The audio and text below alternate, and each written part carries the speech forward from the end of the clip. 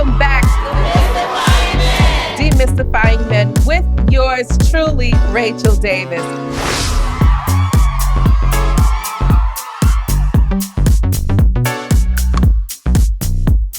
All right, ladies, welcome to this week's installment of Demystifying Men, and I am flat out excited about the individual that we have on our show today. You are in for an amazing treat. We have none other than millionaire maker himself, Mr. Rabu Gary. He's humble, but folks, I can't think of a better person to bring before all of you today to really talk about, and to not only just talk about, but to share the characteristics of what exemplifies a king in modern day times, who exemplifies a king when it comes to not just being able to create success for himself, but to be able to create successors so that other people can have success. In the world that we're living in today, Rabu is an entrepreneur. He's a businessman, but above all that, he is a son, he is a father, he is a husband, and he's a friend. So without further ado, ladies, I want you to welcome Rabu Gary to our show today. Well, Rachel, thank you for having me. Glad to be here today. We're so happy to have you here. And ladies and gentlemen, you have to know that he and I, we have history. We go way back. We've known each other for upwards of maybe 18 years or so. Mm-hmm. It's been a long time, and I've been able to witness you and to witness your transition and to witness your journey from where you were in the beginning stages of marriage, fatherhood, entrepreneurship, to where you are today. And so we're elated to have you. I'm glad to be here. And as you said, as being friends, I've watched you grow extremely blossom into just the incredible person that you are today. So it's an honor. Oh, thank you so much. Appreciate you. This gentleman got on the plane, ladies, to come here to be able to give you some good stuff.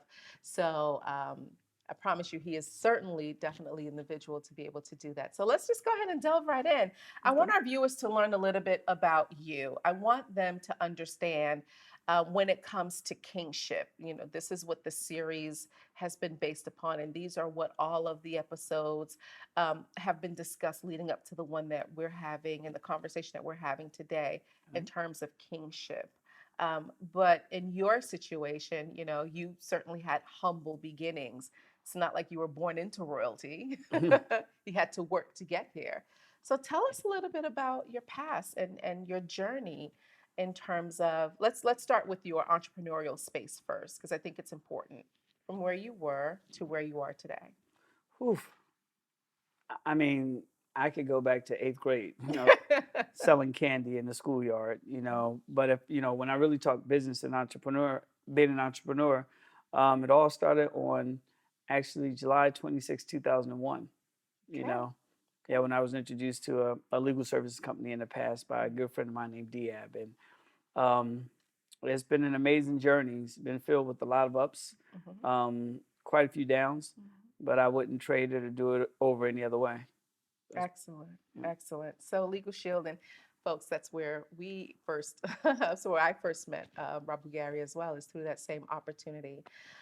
But tell us, so Legal Shield, starting as far as your entrepreneurial journey is concerned, now to having your own social network that is helping people make an incredible amount of money within the crypto space, as well as other investment instruments, so to speak. Sure.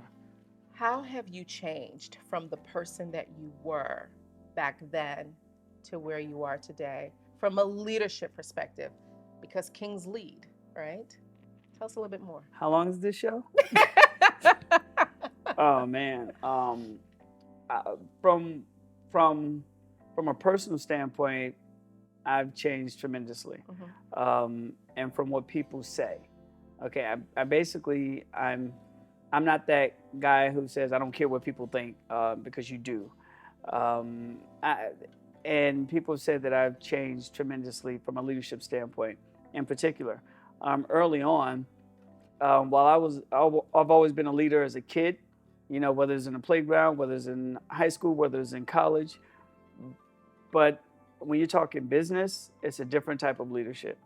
And I always believed and thought that everybody could do exactly what I did, you know, and I held high expectations for a lot of folks. And sometimes I was disappointed, not because of who they became, but the high expectations I held. And I wasn't the easiest to get along with leader. Mm. You know, I remember sometimes being, at your husband's home, and we had leadership meetings, and every word that came out of my mouth was a curse word. And I had some elders there. Now I grew up not cursing around elders, but in a leadership position, I thought we were in the field, And so he pulled me aside and said, "Dude, you just can't be dropping the words like that." But I thought, I wanted to be that passionate football type leader, and that didn't last pretty long. And I've evolved, to learn to do way more listening. I took a course called The Art of Creative Listening, and I've learned to do way more listening and observing, and really meeting people where they are today, opposed to back then. I was going to push you where I thought you needed to be. Mm. And so things have changed. Excellent. So, on your journey, what would you say was one of the toughest leadership lessons you've had to learn that helped shape you into who you are today? Wow, one of the toughest leadership lessons Mm-hmm. that I had to learn. Um, don't add fuel to the fire. Really? Yeah. And what I mean by that, as a leader, there are times when people come to you. Let's say someone comes to me, Mm-hmm. and they're basically sharing some information with me about another person. And not even gossiping, just sharing some information with me about another person. There were times that I would jump in it with them. And yeah, you know what, you're right, and then a conversation may come about where now I'm the person saying something about that person, when in essence the information was brought to me. So early on, I really didn't understand that it wasn't necessary. I'll give you an example. We have a mutual friend from the past. At the time, um, that person, great leader at the time, and maybe probably even still today, but that person would would um, would lead differently than me. Right. Right. And because that person led differently than me, when some of the folks who I was leading disagreed with his leadership, I jumped in there with them, Mm. not trying to gain their loyalty, but I didn't understand at that point to say, "Get out of here." You don't say, "Wow," And leave it at that. and leave it at that. Right. Right. And so today is more so, "Get out of here." You don't say, "Wow," And you leave it at that. and leave it at that. Excellent. Yeah. Excellent. Do you think that one particular lesson, um, do you feel as though the timing was right to learn that lesson, or you could have achieved the level of success that you desired to have achieved much sooner had you not been in the fire, had you not been in the sauce, had you distanced yourself from the individuals that you were leading at that time? Because there's different types of leadership. You have some people that feel as though, I need to be in the huddle and I need to be in the trenches. But then there's also a different type of leadership that says, I need to emerge from above the huddle, right, and be the example. And I think you probably managed both of those simultaneously at the same time. And the relationships is probably where you were more in the mix versus being able to stand behind and be the example. Well, that's interesting. I've always been that get in a foxhole with you Mm-hmm. type leader. Right. Um, but there were times where I don't want to say need to separate myself, but there were times where I needed to allow people to grow on their own. Mm. And I felt that in order for people to grow, I had to be there. And I remember my grandmother saying to me, she was like, "Baby, don't let them people kill you," because she would watch me work and see that I was too hands on. I was that helicopter leader, so to speak, as we talk about helicopter parents today. Right. I didn't really understand that I needed to lead, show, get out the way, and watch them go. Mm. You know, Mm-hmm. I would lead, show, and stay in the way. Mm. And it slowed down my growth. Right.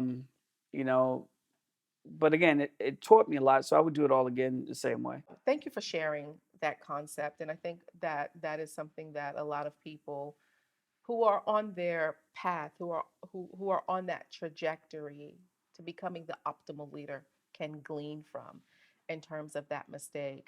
So what were some of the highlights? What's the most euphoric experience that you've had on your journey that you can utilize or you can look back that also shaped you into the leader that you are today? To be honest with you, it didn't happen years ago. It actually happened recently. Ah, You know, do tell. yeah. We started a little group on, May 29th, 2020, May Hmm. 28th, 2020, during the pandemic. Hmm. You know, and my euphoric moment has come from watching people become extremely successful in a little bit over a year and a half today. Whereas I was trying to do that for years, and during those times it was amazing times, great times. But the most fulfillment I've ever received has been recently because I've achieved what I set out to achieve way back on July 26, 2001, and that's to help people become financially free. And I've done that now. I tried to do it, or I tried to do it for all those years, and it took 20 plus years for it to happen. Mm. So I'm more euphoric and happier today than I've ever been, to be honest with you. Excellent. So tell us what life, because I have a sneak peek into what life was like because we've known each other. But prior to July 20th of 2020, was that the date? On May May 28th, 28th, my 2020. apologies, 2020. 6 months prior to that, there were some difficult times in Abs- your household, despite the fact that you've made, multiple 6 and 7 figure income in other opportunities that you've been involved in.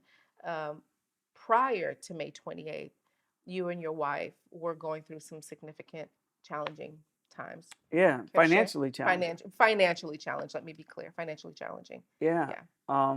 We were in pre-foreclosure, Hmm. um, and I would hear, I'd heard again, I could say a lot about your husband, but we would talk in the past, and he would say, some people have all these trappings of success, Right. but behind the closed doors, they're broke, Right. you know, and that's us living in a 5,500 square foot home, owning a couple of Teslas, so on and so forth, and if that's the status symbol for what it's worth.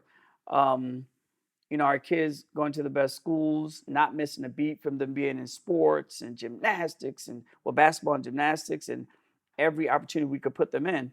But at the same time, we were upside down, and I was working like crazy. So much so I caught something called a Christmas tree rash. It's a little rash that it's almost like a heat rash, Hmm. and it normally develops in the front of your chest or in your back, and it's like a Christmas tree. Oh, wow. And I went to the doctor, and it was like, yeah, you just stressed out. And that was prior to me, having the success that I'm excited about today. But yeah, 6 months prior to, it was real tough, even Wow. after years of being an entrepreneur and making millions, as you mentioned. So tough is subjective. Give us some examples of what Huh. actually tough was. Okay, tough is Hmm. when. Okay, so tough 6 months prior to really having amazing success Hmm. is the township putting stickers on your door, saying that you're about to be foreclosed on. Mm. Now, make no mistake about it. I'm from North New Jersey, Essex County. You're from that area as well. Yeah. That's a whole different tough. Okay.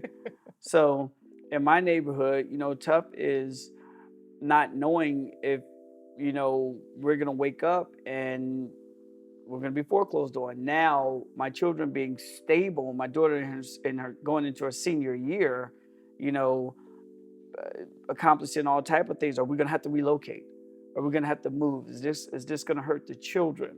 Is this going to mess with their self-esteem? If not that if mom and dad get broke, that's not the point. But if their whole world has to change Right. because of some financial difficulty. That's tough. Mm. You know, that's tough today. When I was growing up in Newark, New Jersey, and we were broke as a kid, you don't understand tough and broke. Right. You don't know Right. what that is. You just Right. rocking and rolling. Right. Especially when you had parents that sheltered you. Absolutely. Right. Or parents that was there. I don't know. We were sheltered. But, you know, parents that was there and that did their best, Mhm. you know, during tough times. Yeah, but as an adult, I remember Biggie Small saying, being broke at the age of 30 gives the brother a chills. Being broke at the age of 47, you know, gives you more than the chills. You know, Right. Right. turn you crazy. Right. Absolutely. Mm. So let's segue a little bit. I want to talk to the audience a little bit about your marriage with your beautiful wife, Sherry Gary, of a little over 21 years. Yeah, yeah, that's my home. I know your pride and joy. Yes, yes. Um, yeah, been married over 20 plus years. Has, I would say the first day I met her, I kind of knew I was going to marry her. Really? Tell us about that. It's funny. I went to Rutgers University years past, and at the time at Rutgers, I was young and immature, like every other college student on the planet. And everything that you could do wrong, I probably did wrong. I think the only thing I did right was graduate. Okay. And you know, you're trying to find yourself, you're dating different people and stuff like that. You know, more men so than ladies, not being chauvinist, but that was just our reality then. At that time. Absolutely. And my mom had to sit down with me because I just graduated and I was working at Enterprise Rent a Car. And she said to me, she said, you know, you're doing well, you got a company car. You know, at that time, I'm the #1 rep that they had. Things are going well. She said, you're not going to do well financially until you get a good woman in your life. And I remember that conversation like yesterday. And so lo and behold, a week later, a friend of mine who worked at my job, she invited me to come out to a club. I think we're all familiar with Marlowe's. Okay. The club. I didn't go to the club. Marlowe's. So I guess you went to more upscale ones like the Peppermint, right? Well, yeah. Okay. Is the Peppermint upscale? Marlowe's. No. But I was invited out to go out that night. A young lady said, hey, come to Marlowe's, I'll be there. But at the same time, my good friend Ralph, that went to Rutgers with me, lives in New York, he told me that he saw one of my ex-girlfriends working in a restaurant. And I said, he said, hey, I'll put you on the phone with her. But she didn't want to have any conversation with me at all. And so I went from being invited out that night to, you know, Ralph saying, hey, why don't you give such and such a call, to, you know, being on a dance floor, bumping into Sherry, falling in love with her smile. And I could hear my mom's conversation. I was like, I found her, you know? So, yeah, and I hit it with a little corny line too that kind of worked. What's the corny line? You want to hear the corny line? I want to hear the corny. Okay. We want to hear the corny line. For the ladies out there, if a guy ever says this, you are in trouble, okay? You're just going to marry him. So I would, when I saw Sherry, you know, always thinking about marketing back then, I would always ask someone or a lady, I would look at them kind of dumbfounded, like a little lost puppy. And I said, this was all contrived. This was all worked out. This worked every time. Okay. And it works. And we've been married for 20 plus years. So I would look at them and I say, do me a favor, you know? And when you ask someone to do you a favor, what do they normally say? Sure. I'll say, let me call you. And they just freeze. That's what you said? That's what I said every time. Worked every time. And they were like, okay, they just give me their number. Wow. The funny thing, she gave me a number, but she thought I wouldn't remember it. So one of my best friends named Sabu, who has a photographic memory, I whispered the number to him. He remembered it. Wow. Okay. And so I called her that night just to make sure the number worked. That's what we did back in the day. We made sure the number worked. Right. And so I called her, and make a long story short, 21 years later, you know, my little corny line worked. Wow. Wow. Look at that. Lesson. Can you do me a favor? Do me a favor. Can I call you? No, not can I. Oh, may I? Let me call you. Oh, let me call you. Yeah. Ah, okay. I like it. They just get frozen in animation. They're like, sure. I love it. So you met your bride, dated, courted, got married. Not long. How long is not long? Oh, man. We dated for like a year and a half. Let's Yeah. pause right there. Ladies, doesn't take a man a whole lot of time for him to settle down and get married when he knows you're the one, right? Yeah. You didn't take a whole lot of time at all. Mm-mm. And the funny thing is, I proposed. Mm-hmm. Actually, she was on a girls' trip in New Orleans Mm-hmm. with her girlfriends, and I surprised her. At first, I bought the ring. I went to her dad to ask for her dad's hand in marriage, and then at the time I was working at Federal Express as well, so I could jump seat. So I was working at Federal Express and Enterprise Rental Car at the same time. So I jump seated from uh, Newark, New Jersey to Orlando to show my dad the ring. Then I flew out to New Orleans. She was there for the Essence Festival. Right. I pop up in the room. She has no clue I'm coming. I propose to her. Her 6 girlfriends, they go crazy. I take her to Wendy's. I jump on a plane and I take my behind back to Newark, New Jersey. I love it. Wendy's. Wendy's. So you went from, and I love this. I love the contrast because you went from proposing at Wendy's. No, I proposed in the room. You proposed in the room. You proposed in the room, taking her out to Wendy's, to now, money's no object. Yeah, now we go to Mastro's every night if we wanted to. Right, right. I love it. But there's I a love flip it. side to that. What's the flip side? I unproposed. I didn't know that. I was listening to my silly friends, Mm-hmm. and they said I was moving too fast. Mm. You know Highway 22 in New Jersey? I do. They said I was driving down 22 with no brakes. That was the analogy. Year and a half. Year and a half. So I took her to Eagle Rock. Okay. Okay. Up in West Orange. Up in West Orange, yes. And unproposed. How did you? So, how are you even able to stand today? How are you alive? Yeah, that wasn't a fun night. She threw the ring and I found it that night out in it's dark. People go to Right. Eagle Rock to overlook the New York and stuff. Right. I found the ring. We drove back home we lived in the Georgia King Village at the time. Oh my gosh. So what was that drive like? What a cool drive. And at the time I had this big old car with a bench seat. Mm-hmm. It was like a LTD or whatever, a Crown Victoria. So you unproposed. So what were your exact words? Or at least paraphrase as close as you can remember. Oh, I said my silly self, listen to my silly friends. Sure, I think we're moving too fast. Wow. We need to slow down and maybe wait a little while, little bit longer. Right. And she was mortified. Of course. So we get back down to my apartment where I'm living with my sister, my cousins, and everybody. Sherry would frequent there. She got mad and she started to walk from Georgia King Village, we live, all the way over to North Newark, which is not close. Not at all.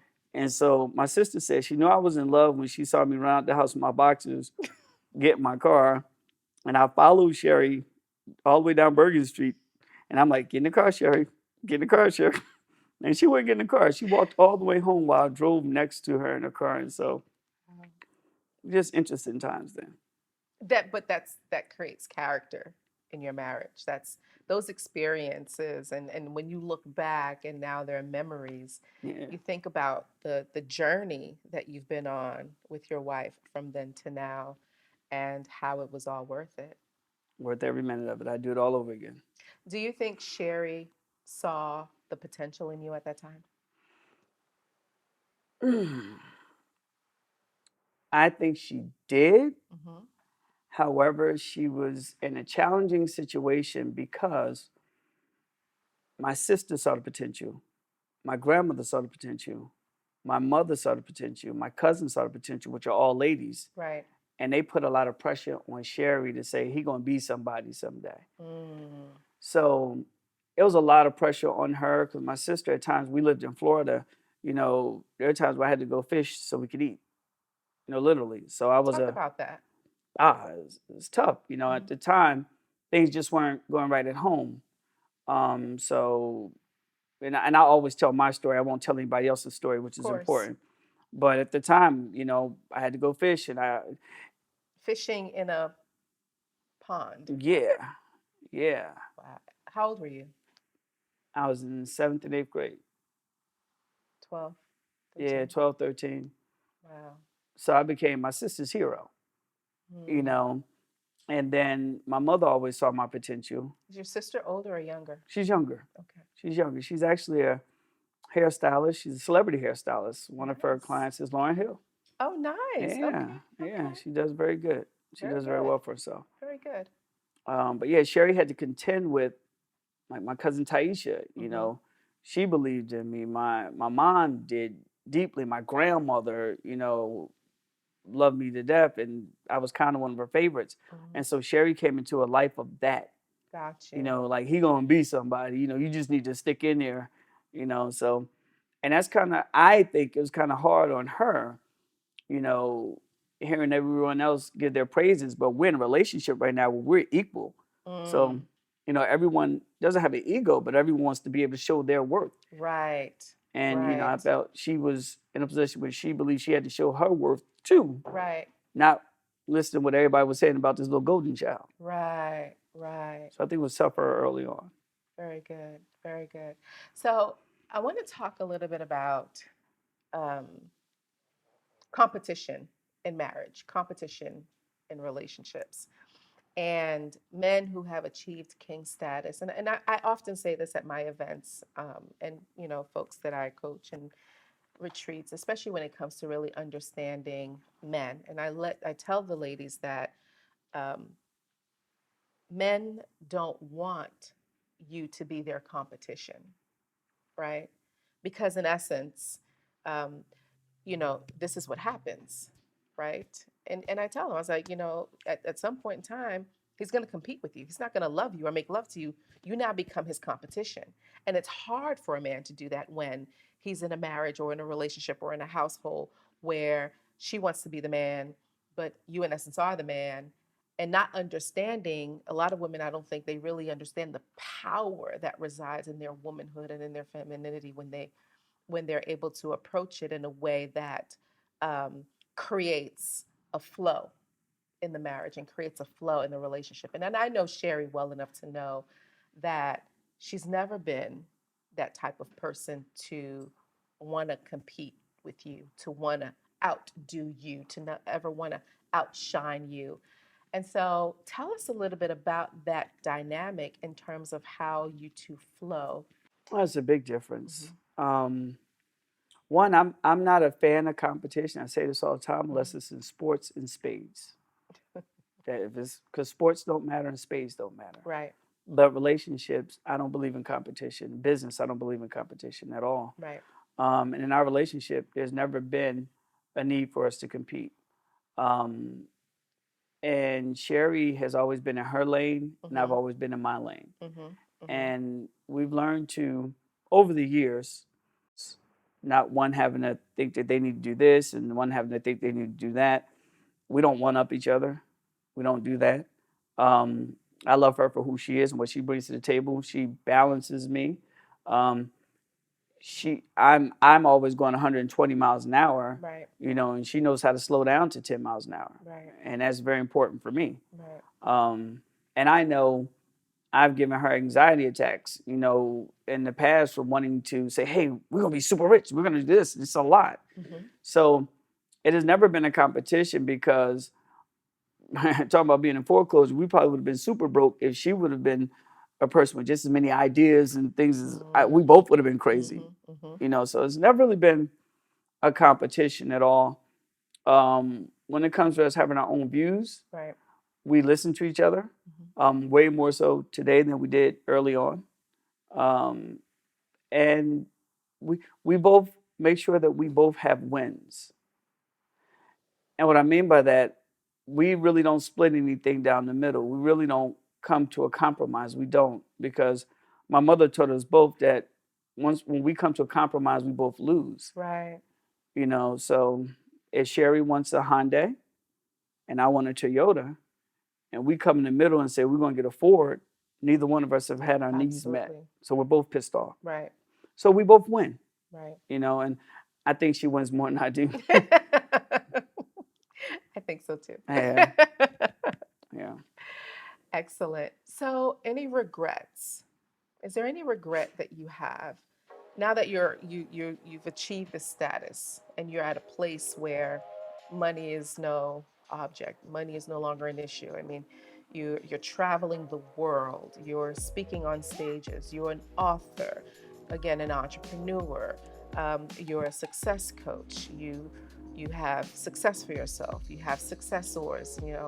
On the outside looking in, you've arrived. You are that example of rags to riches, starting off fishing in a pond to feed yourself and your sister, to now putting people in a capacity where you provide them with vehicles and opportunities and instruments that could make them 6 and 7 and multiple 7 and upwards of 8 figures and beyond.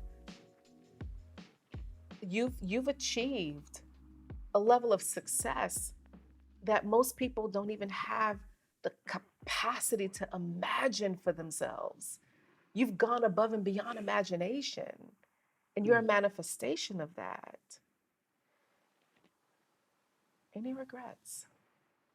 Mm. Wow.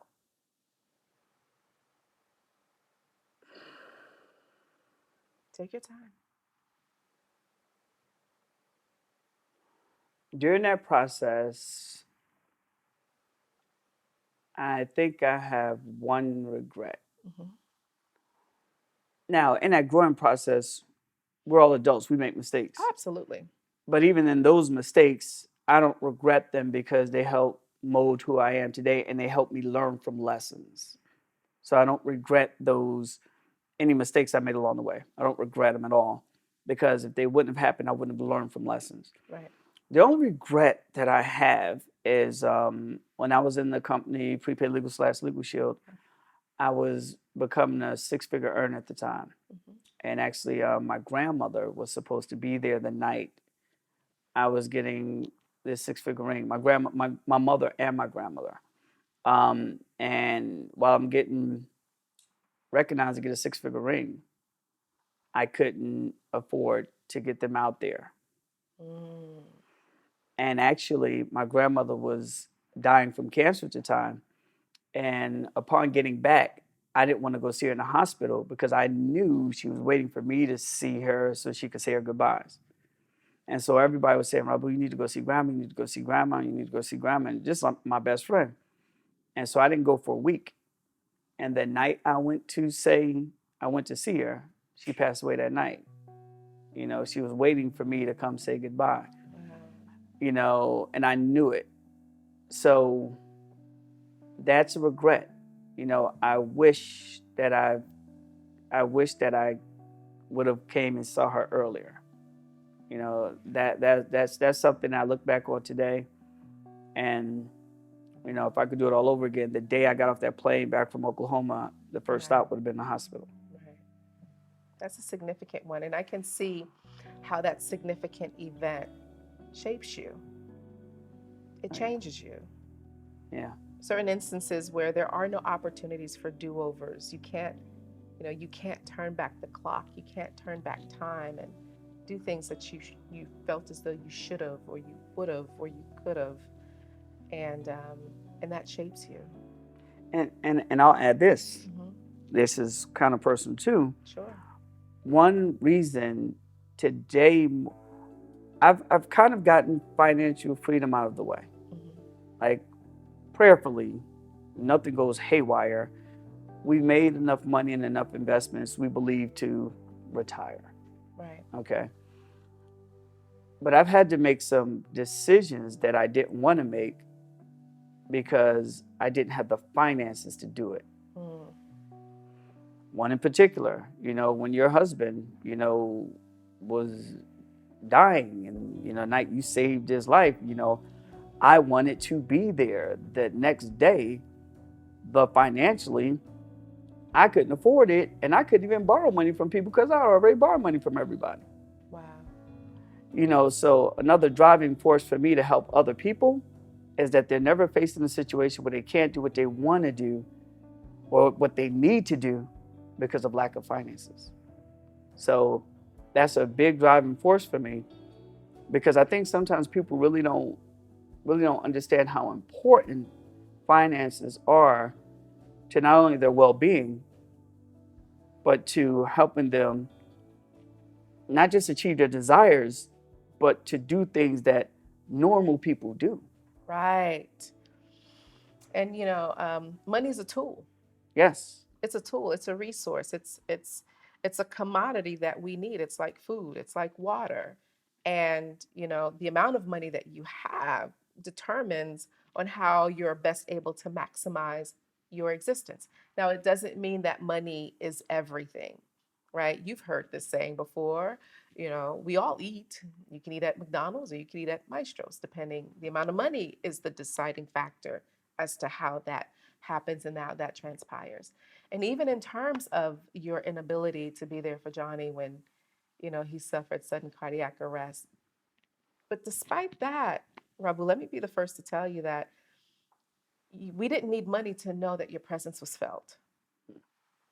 And I think that that's something that that you need to know, because you were there. You were on the phone 24/7, keeping in contact with me, calling every hour on the hour, making sure Johnny had everything that he needed, making sure that Johnny had what he needed in order to meet his financial quota and financial goals for the month.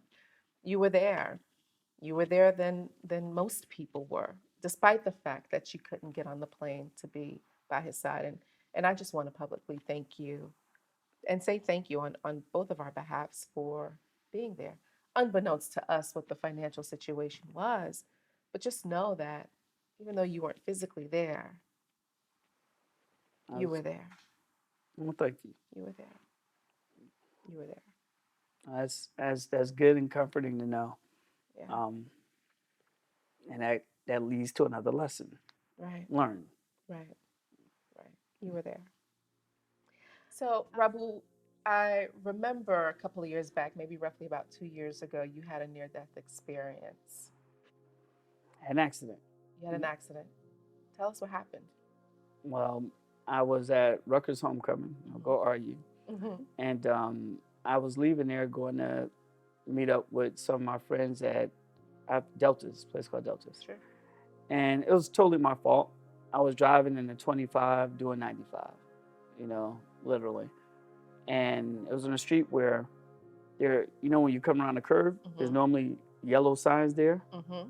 But I guess they didn't put the yellow signs there because they don't think anyone would be driving that fast. I was driving a Tesla, Wow. and I go to turn. It looked like an animal or something was in my peripheral. Mm-hmm. So I look, and the next thing I know, I hit this guardrail head on, and the car flipped in the air into ongoing traffic, and it flipped 7 times. Wow. Flipped 7 times. And you say As that. per the police report and the innocent bystanders. And so while the car was flipping 7 times, what was going through your mind at that time? Believe it, I was saying to myself, "Is Sherry gonna be mad at me?" That's not funny. Nah, I'm dead serious. Seriously. Yep. Now, why would Sherry be mad at you? Because you got into the accident? No, because my friend Altariq and I were at homecoming, Right. and we were supposed to leave and go back to his crib and chill Right. out and so on and Right. so forth. But Right. we was on our way to meet our boys at Deltas. Wow. And so you were thinking, as opposed to people who get into these car accidents and vehicles are flipping, it's almost as if they usually share that they see their life flashing before their eyes. You were just hoping that your wife wouldn't be upset with you. Yeah, I didn't. I was just holding on to that steering wheel, and I was like, "Oh man," I was so upset at me. Right. Yeah, Right. Now, you said you have some pictures to show us in terms of what happened in the vehicle. yeah. This is after the fact, so Oh my God. yeah, this The wheel is off. Oh my gosh. wheels came off. 2 wheels came off the car.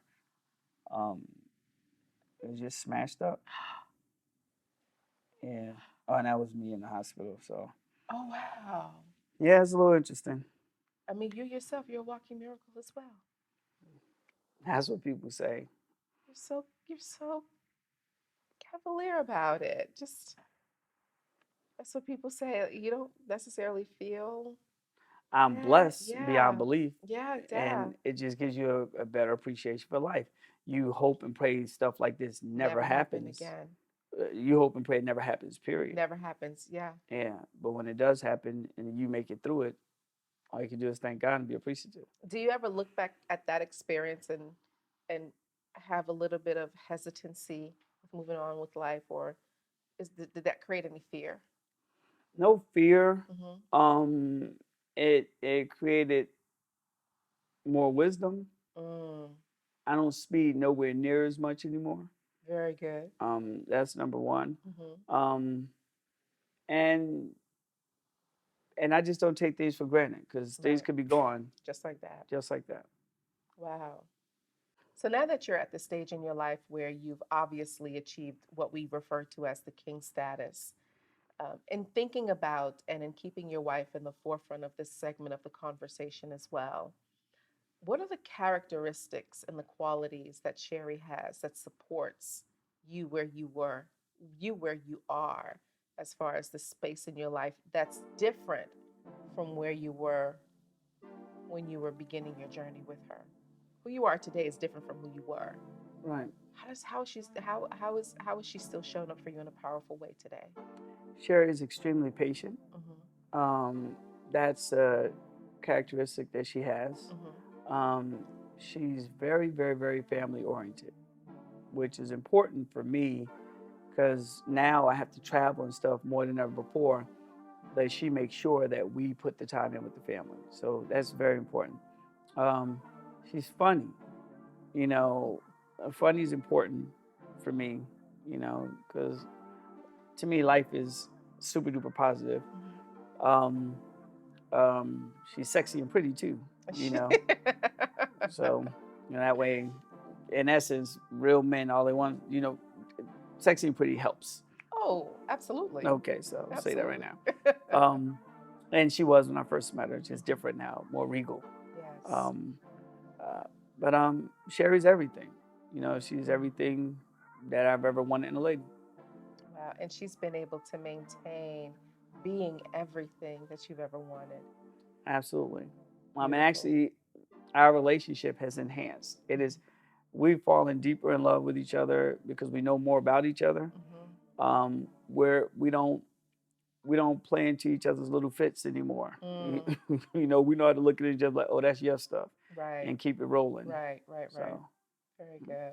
Very good. We've talked a lot about your wife, but she's not the only woman in your life. You've got, well, let's just talk about your daughters. You've got two beautiful, exceptional young women that you are blessed to be their father. yeah, and Okay. it goes just that way. I'm blessed to be their father. Yes. Yeah, Taylor and Tigress. They're amazing kids.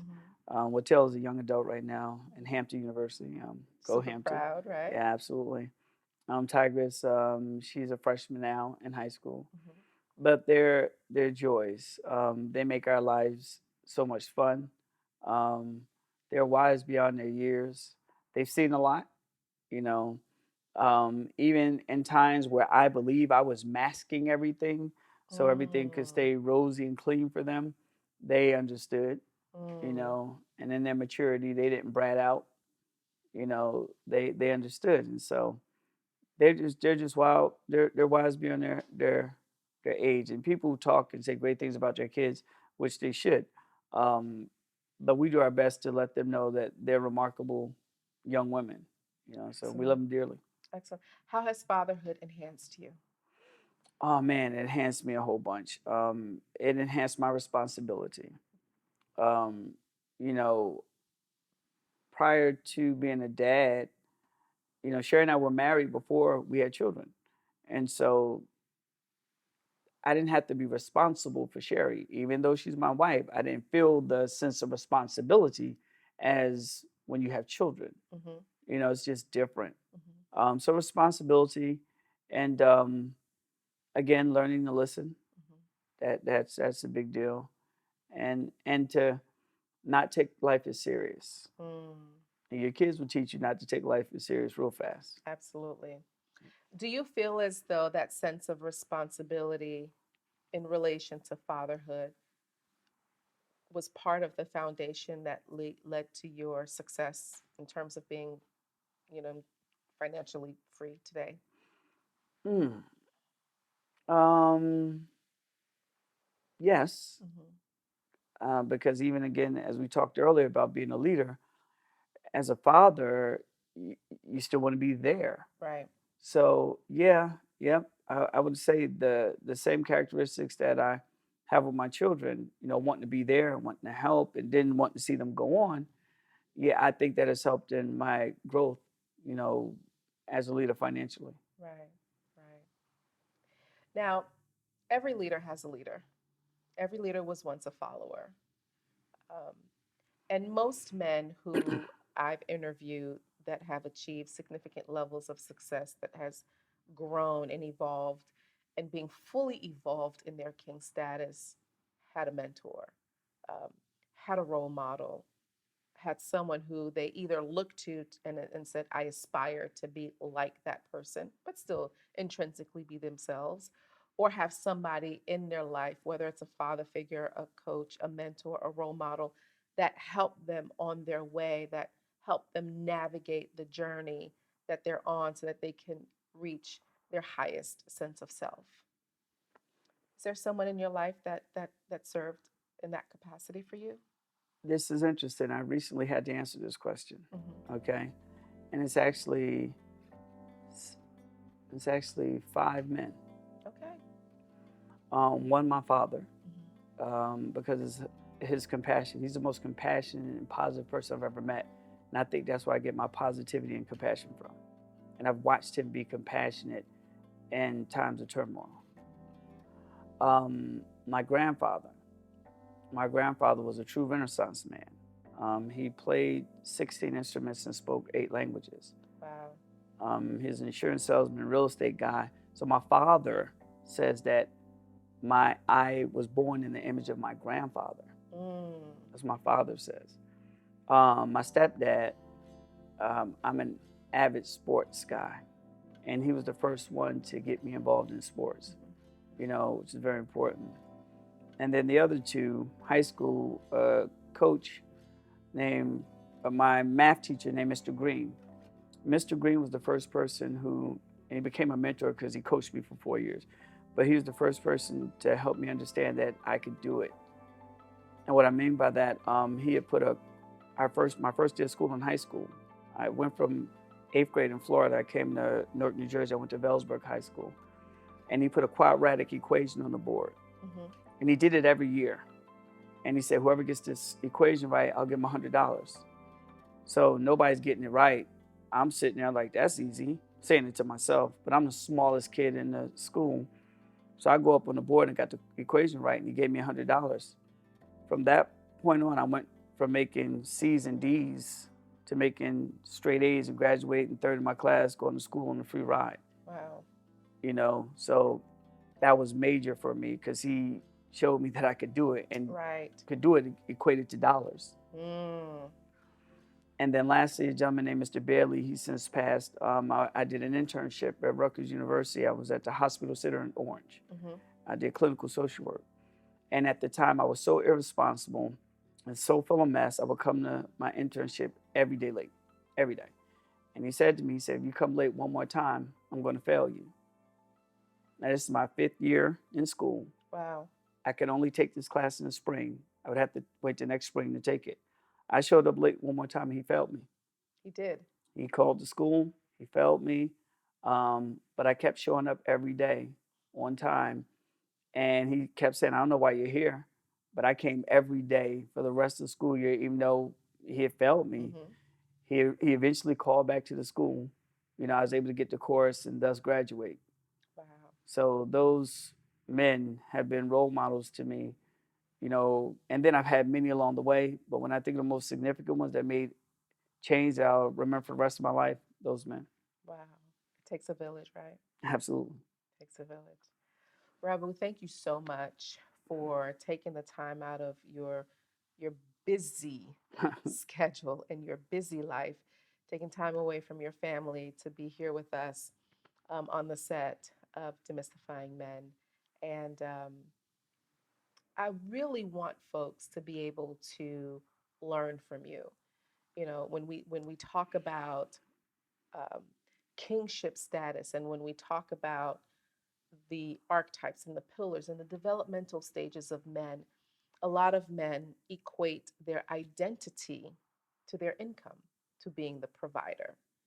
Many men equate their identity to being the protector as well. And let's face it, in this day and age, money provides and money protects.